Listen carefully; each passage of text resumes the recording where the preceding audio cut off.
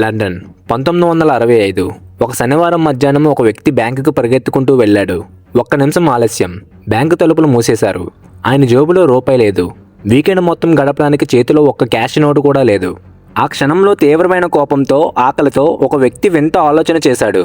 Chocolate కావాలంటే vending మిషన్లో coin వేస్తే చాక్లెట్ వస్తుంది కదా, మరి నా సొంత డబ్బులు నాకు కావాలన్నప్పుడు ఒక మిషన్లో నుంచి డబ్బులు ఎందుకు రాకూడదు?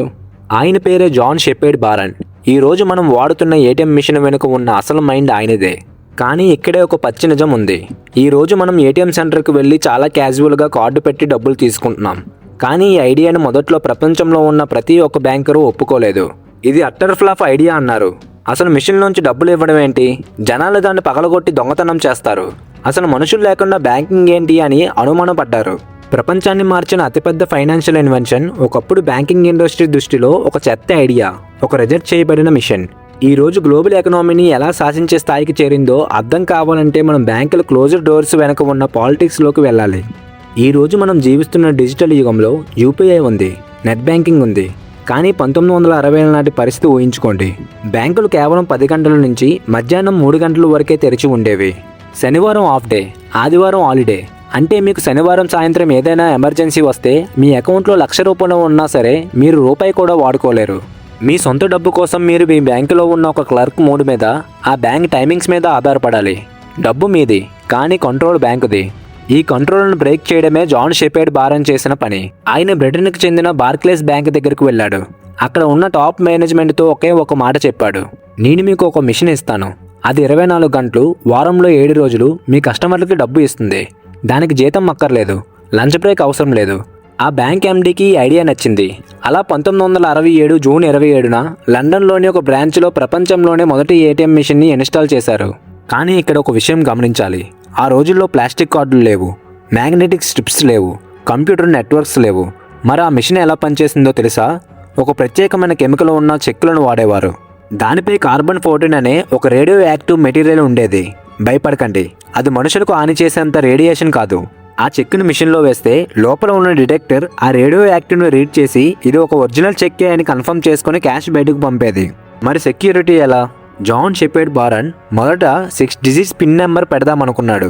కానీ ఆయన భార్య క్యారోలిన్ ఒక మాట చెప్పింది. నాకు 6 నెంబర్లు గుర్తుండటం లేదు, కేవలం 4 నెంబర్లు మాత్రమే గుర్తుంటున్నాయి అని. అలా ఒక మహిళకు ఉన్న జ్ఞాపక శక్తి ప్రాబ్లం వల్ల ఈరోజు ప్రపంచవ్యాప్తంగా ఏటీఎం పిన్ నెంబర్లు కేవలం 4 డిజిట్స్ మాత్రమే ఉన్నాయి. ఇది వినడానికి చాలా సింపుల్ స్టోరీలా అనిపిస్తుంది. కానీ ఇక్కడి నుంచే బ్యాంకులు ఆడిన ఒక పెద్ద మైండ్ గేమ్ మొదలైంది.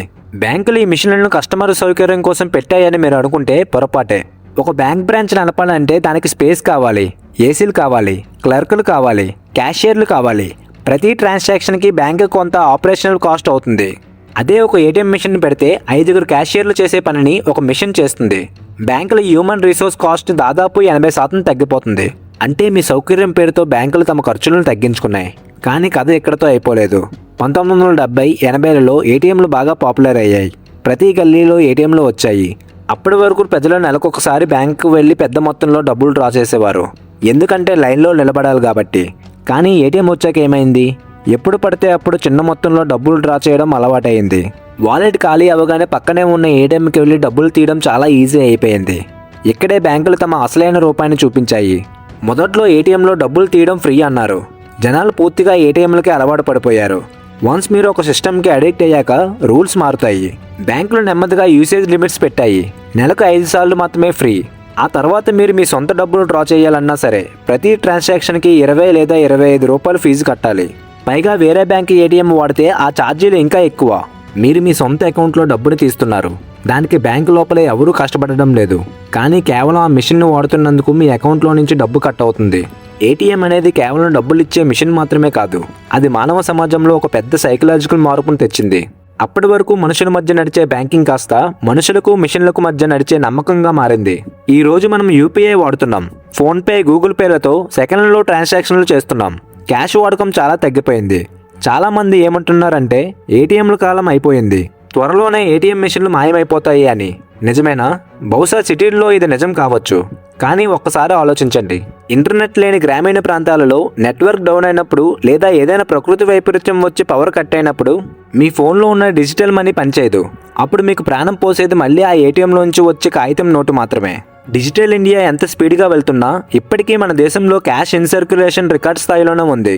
వాలెట్ మర్చిపోతే క్రెడిట్ కార్డు వచ్చింది, బ్యాంక్ తలుపులు మూసేస్తే ఏటీఎం వచ్చింది. మన అవసరాలు, మన కోపాలు, మన అవమానాల నుంచే ఈ పెద్ద పెద్ద ఫైనాన్షియల్ సిస్టమ్స్ పుట్టాయి.